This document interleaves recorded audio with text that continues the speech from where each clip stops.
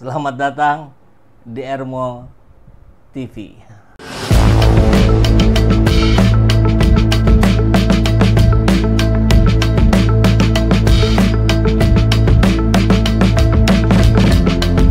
Bersama saya, Saiful Zaman, kebaikan yang terorganisir akan selalu mengalahkan kejahatan.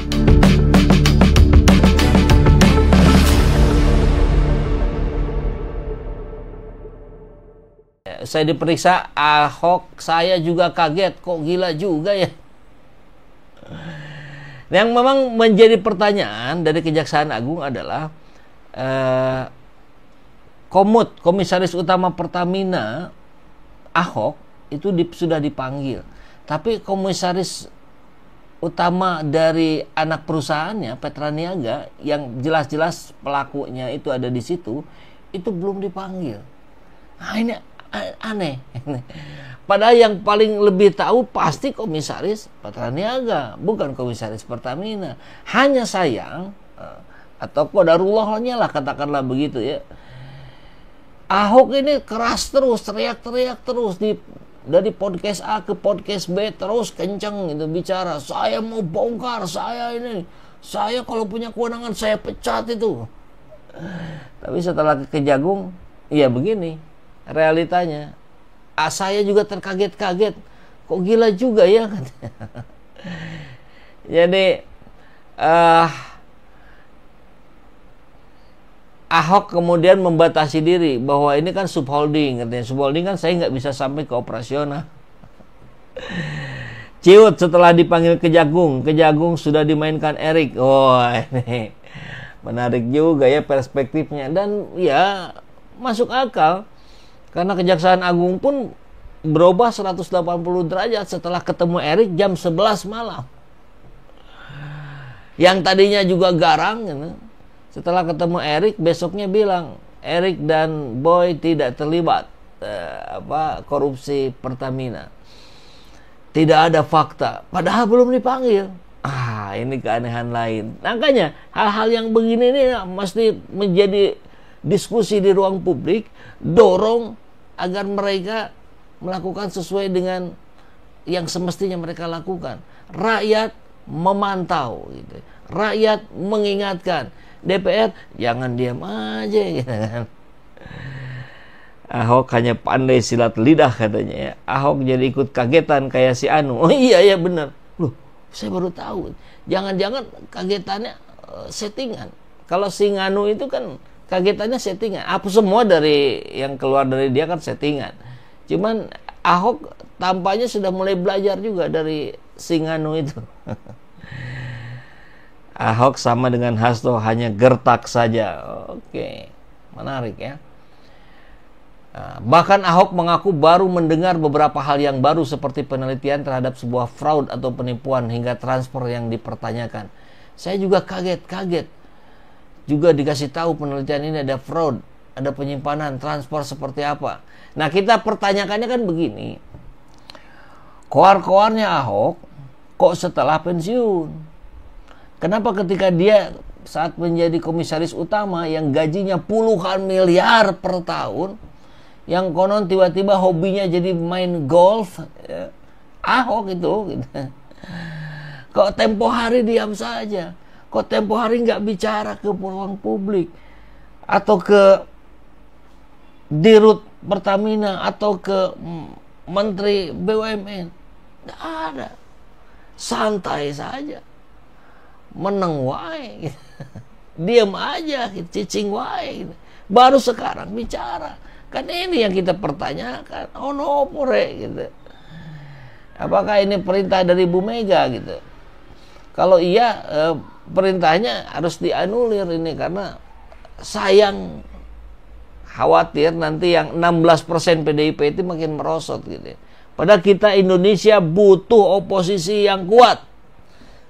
Indonesia butuh oposisi yang berkualitas. Dan PDIP punya potensi itu. Nah, tapi ya orang-orang kayak Ahok gini ya jangan dimainkan lah. Nanti malah merusak marwah PDIP gitu loh. Iya kan? Nah, bukan anggota PDIP tapi cukup dekat dengan PDIP, Mahfud MD juga bicara. Ini menarik nih, ini perspektifnya ya. Soal Prabowo sengaja mengakomodir menteri-menteri bermasalah. Dan itu diiyahkan oleh ex-waketum Gerindra Arief Poyono. Masukkan dulu, baru buang. Ya kan kita banyak yang mempertanyakan, ini kenapa menteri ini masuk? Kenapa menteri ini masuk? Ya, bicara siasat, bicara strategi, tentu kita tidak bisa prediksi dengan sangat akurat ya, karena bisa jadi plan A, plan B, plan C-nya sudah disiapkan dengan cukup matang dan ya kita nggak tahu detailnya. Tapi ex-waketum Gerindra Arief Poyono sepakat dengan Mahfud MD soal analisisnya terkait strategi Presiden Prabowo. Jadi ini strategi Prabowo ini, termasuk juga menghadapi Erick Thohir mungkin ya, yang dalam persoalan kasus Pertamina ini mestinya sebagai atasannya kan dia juga tahu. Kalau enggak berarti dia bodoh dong, ya bisa dibodohi oleh orang-orang yang dibawanya. Kalau dia tahu ya berarti terlibat, kan begitu. Mahfud mengatakan Prabowo sengaja mengumpulkan menteri bermasalah agar nanti bisa ditusuk. Itu dinilai Arief benar. Nah ini benar kata Pak Mahfud, strategi Prabowo saat ini. Para tokoh itu kata dia sengaja dimasukkan dalam kabinet. Tokoh-tokoh busuk dan baik dimasukkan dulu dalam satu kabinet, nanti akan ketahuan setelah ulat-ulat atau lalat menghinggapinya. Yang busuk-busuk itu dimasukin, nanti ada lalat, ulat gitu. Nah ini yang busuk, yang disukai lalat. Gitu kali ya, luar biasa nih. Adapun pernyataan Mahfud yang disampaikan dalam sebuah siniar adalah menteri-menteri banyak tuh yang bermasalah masuk. Menurut saya ya, ini mungkin strategi Pak Prabowo ingin mengikat semuanya, dikurung di bawahnya, lalu nanti dia gempur pelan-pelan, kata Mahfud. Berani juga bicara begitu ya. Karena secara akal sehat sih masuk banget itu. Cuman kan tidak didiskusikan biasanya di ruang publik yang begini nih. Hal serupa kata dia pernah dilakukan oleh Presiden Abdurrahman Wahid atau Gus Dur.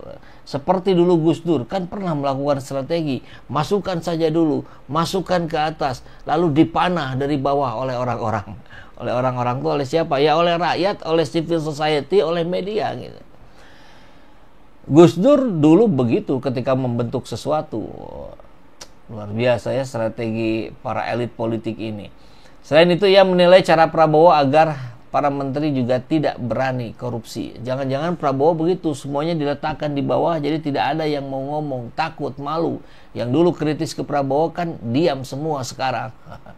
Menterinya juga tidak ada yang berani korupsi, tidak berani loh. Iya kan? Nah, ya mudah-mudahan untuk kebaikan ini berjalan lancar strateginya ya.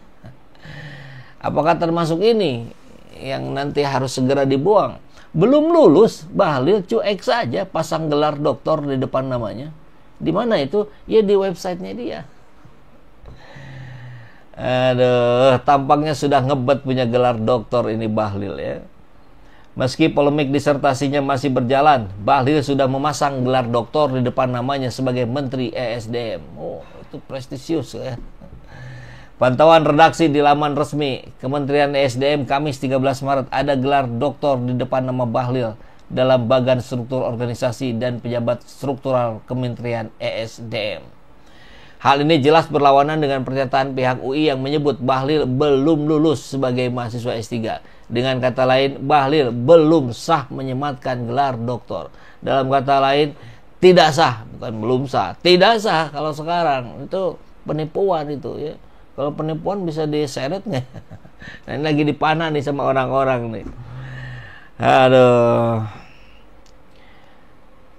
Ahok, oke. Saya yakin Ahok masih punya kartu truf yang belum dikeluarkan. Mungkin menunggu waktu yang tepat bila dia dipojokkan ke jagung. Mereka kan masing-masing menyandera.